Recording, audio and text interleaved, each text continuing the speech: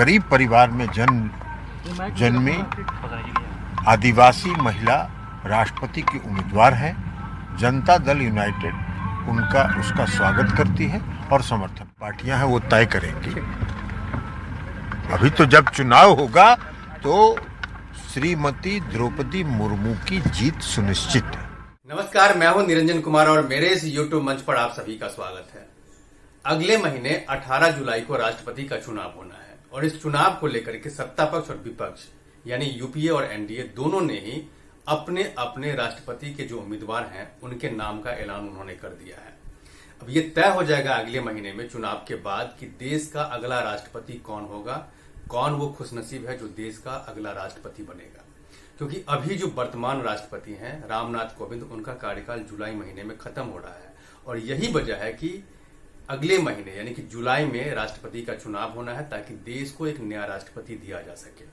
और इसको लेकर के सत्ता पक्ष और विपक्ष दोनों ने ही अपने अपने उम्मीदवारों का नाम का अनाउंसमेंट किया है। हालांकि इससे पहले काफी इस पर चर्चा की गई कि देश का राष्ट्रपति कौन होगा, इसके लिए सहमति बनाई जाए। विपक्ष ने भी कई उम्मीदवारों के नाम के बारे में चर्चा की और सत्ता पक्ष ने भी कई उम्मीदवारों के नाम को लेकर के चर्चा की। हालांकि सहमति नहीं बनी किसी एक राष्ट्रपति को लेकर के और इसीलिए दोनों ही जो अलायंस है यूपी और एनडीए दोनों ने ही अपने अपने उम्मीदवार के नाम का अनाउंसमेंट किया है। अब एनडीए जो सत्ता पक्ष है जो अभी सत्ता में है उन्होंने द्रौपदी मुर्मू के नाम का अनाउंसमेंट किया है कि अगर एनडीए की तरफ से अगर उनका उम्मीदवार जीतता है तो द्रौपदी मुर्मू देश की अगली महिला राष्ट्रपति होंगी जो आदिवासी हैं। दूसरी तरफ अगर हम विपक्ष की बात करें, यूपीए की बात करें, तो यूपीए ने अपनी सहमति से जितने भी जो विपक्षी दल हैं जो यूपीए में हैं उन्होंने सर्वसम्मति से एक उम्मीदवार के नाम का उन्होंने ऐलान किया जिसका नाम है यशवंत सिन्हा। यशवंत सिन्हा के नाम पर सहमति बनी और उसके बाद यशवंत सिन्हा के नाम की उम्मीदवारी का अनाउंसमेंट किया गया कि अगले राष्ट्रपति विपक्ष के तरफ से जो उम्मीदवार होंगे वो यशवंत सिन्हा होंगे। अभी यशवंत सिन्हा टीएमसी के नेता हैं और उनके नाम को लेकर के सबसे पहले चर्चा की गई और सभी विपक्ष में जितनी भी राजनीतिक पार्टियां हैं सभी ने सर्वसम्मति जताई। उसके बाद उनके नाम का अनाउंसमेंट हुआ। अब यशवंत सिन्हा जो है अभी तो टीएमसी के नेता हैं लेकिन इससे पहले वो बीजेपी के कद्दावर नेता हुआ करते थे और अटल बिहारी वाजपेयी की जो सरकार थी उस सरकार में वो देश के वित्त मंत्री हुआ करते थे। लेकिन अभी वो टीएमसी के नेता हैं, तृणमूल कांग्रेस के नेता है, ममता बनर्जी की पार्टी से हैं वो और उनके नाम पर सहमति विपक्ष ने बनाई और जिसके बाद उनके नाम का ऐलान किया गया कि इस बार के राष्ट्रपति चुनाव जो होंगे उसमें विपक्ष की तरफ से यशवंत सिन्हा उम्मीदवार होंगे। अब अगर द्रौपदी मुर्मू की अगर हम बात करें तो एनडीए ने द्रौपदी मुर्मू के नाम को लेकर के उम्मीदवारी का ऐलान किया है और एनडीए की जहां तक बात है तो एनडीए के पास में राष्ट्रपति को जिताने के लिए जो आंकड़े हैं वो आंकड़े कहीं ना कहीं ये है कि द्रौपदी मुर्मू के पक्ष में जा रहे हैं और द्रौपदी मुर्मू देश की अगली राष्ट्रपति हो सकती है। दूसरी बात, द्रौपदी मुर्मू उड़ीसा से ताल्लुक रखती हैं। उड़ीसा के मयूरभंज जो जिला है वहां से वो बिलोंग करती हैं और बीजेपी में रहते हुए वो अलग अलग पद पे उन्होंने काम किया है और इसके साथ साथ वो 2015 से लेकर के 2021 तक वो झारखंड की राज्यपाल भी रही हैं और उसके बाद उनका रिटायरमेंट हुआ था। लेकिन इससे पहले बीजेपी में रहते हुए उड़ीसा गवर्नमेंट के साथ उन्होंने काम किया है। कई अहम मंत्रालय पर उन्होंने अपनी जिम्मेदारी निभाई है। 2002 से लेकर के 5 में तक जो पहला जनता दल और बीजू जनता दल और बीजेपी की गठबंधन की सरकार बनी थी तब से वो उस नवीन पटनायक के साथ वो रही हैं और उनके साथ वो काम किए हैं। तो एक तो ये है बीजेपी के पक्ष में कि उन्होंने पहली बार किसी आदिवासी महिला के नाम का उन्होंने उम्मीदवारी का ऐलान किया है राष्ट्रपति पद को लेकर के, क्योंकि अभी तक कोई भी आदिवासी देश का राष्ट्रपति नहीं बना है और वो भी द्रौपदी मुर्मू महिला है। दूसरी तरफ क्या है कि अभी बीजेपी के साथ जितने भी उनके अलायंस थे, अलायंस को अगर देखा जाए तो अलायंस को देखते हुए बीजू जनता दल यानी कि जो उड़ीसा में नवीन पटनायक की पार्टी है अगर वो एक बहुमत सिर्फ दे दे एनडीए के कैंडिडेट को तो इसमें कोई दो राय नहीं है कि द्रौपदी मुर्मू आराम से देश की राष्ट्रपति बन सकती हैं। लेकिन एक जो सबसे बड़ी बात है, अभी नीतीश कुमार एनडीए के पार्ट हैं और वो बिहार के मुख्यमंत्री हैं। नीतीश कुमार ने अनाउंसमेंट किया है कि वो एनडीए की जो उम्मीदवार है द्रौपदी मुर्मू, उनका वो समर्थन करेंगे। इसके साथ साथ बिहार की दूसरी जो पार्टी है एलजेपी, लोक जनशक्ति पार्टी, जिसके मुखिया अभी प्रिंस पासवान है, उन्होंने भी एनडीए के उम्मीदवार द्रौपदी मुर्मू के नाम पर सहमति जता दी है कि वो उसको उम्मीदवारी को मानते हैं और उसी को वोट करेंगे।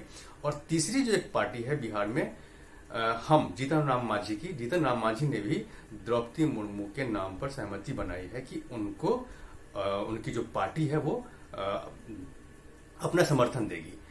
अब यहाँ बात है कि उड़ीसा के मुख्यमंत्री वो एनडीए की पार्ट रहे हैं और वो हमेशा एनडीए के जो कैंडिडेट होते हैं उन्हीं का उन्होंने समर्थन किया है। और दूसरी बात ये कि वो आदिवासी महिला हैं जो राष्ट्रपति बनने जा रही है। और तीसरी जो सबसे बड़ी बात है वो उनके उड़ीसा से ही रहने वाली है, तो ये उनके ऊपर एक विशेष दबाव होगा कि उनकी उम्मीदवारी जो हुई है उनको समर्थन दिया जाए।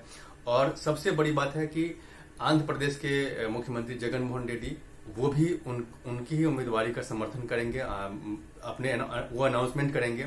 और सबसे जो यहाँ पर मेन चीज है वो ये है कि झारखंड के जो मुख्यमंत्री हैं हेमंत सोरेन, वो यूपीए के पार्ट हैं, लेकिन एनडीए ने एक आदिवासी महिला को राष्ट्रपति पद के लिए उम्मीदवार बनाया है। तो यहाँ पर उनके लिए कहीं ना कहीं मन में ये दुविधा होगी कि अब वो किसको वोट करें। हालांकि उन्होंने अभी तक खुलकर के अनाउंसमेंट नहीं किया है कि वो क्या करने वाले हैं, लेकिन अगर वो यूपीए के उम्मीदवार को वोट नहीं करते हैं, माफ कीजिएगा, एनडीए के उम्मीदवार को अगर वोट नहीं करते हैं, तो एक मैसेज जाएगा उनके लिए कि आदिवासी खुद है वो आदिवासी, और उन्होंने आदिवासी महिला जो राष्ट्रपति पहली बार बनने वाली थी उनका भी उन्होंने समर्थन नहीं किया। तो वो दुविधा में है कि वो क्या करें।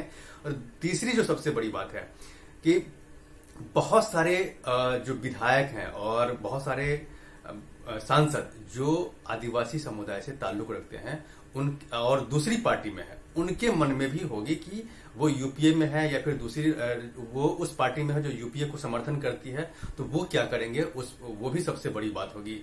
और अगर एनडीए की अगर हम बात करें तो एनडीए ने सबसे बड़ी बात तो ये है कि आदिवासी महिला के नाम के उम्मीदवारी का अनाउंसमेंट उन्होंने किया है। वो पहली बार अगर कोई जीतती है तो पहली बार कोई आदिवासी महिला राष्ट्रपति बनेगी, ये सबसे बड़ी बात है। दूसरी बात यह है कि वो पहली महिला आदिवासी राज्यपाल भी रह चुकी हैं झारखंड की, ये भी एक सबसे बड़ी बात है। अब यहाँ पर यह भी है कि जो एनडीए ने जो ये दांव खेला है, बीजेपी ने जो ये दांव खेला है, वो अभी क्या है कि आने वाले समय में कुछ राज्यों में चुनाव होने वाले हैं विधानसभा के, और इसी को ध्यान में रख करके एनडीए ने एक आदिवासी महिला को लेकर के अपना दांव खेला है। मध्य प्रदेश में भी चुनाव होने वाले हैं आने वाले समय में, छत्तीसगढ़ में भी होने वाले हैं। इसके साथ साथ अगर बात करें राजस्थान की तो वहां भी चुनाव होने वाले हैं। और अगर झारखंड में भी चुनाव अगर होते हैं, उड़ीसा में भी होते हैं, तो मतलब बीजेपी ये मैसेज दे सकती है कि जो वो सबका साथ सबका विकास की बात जो करती है तो वो इस बात को इम्प्लीमेंट भी करती है।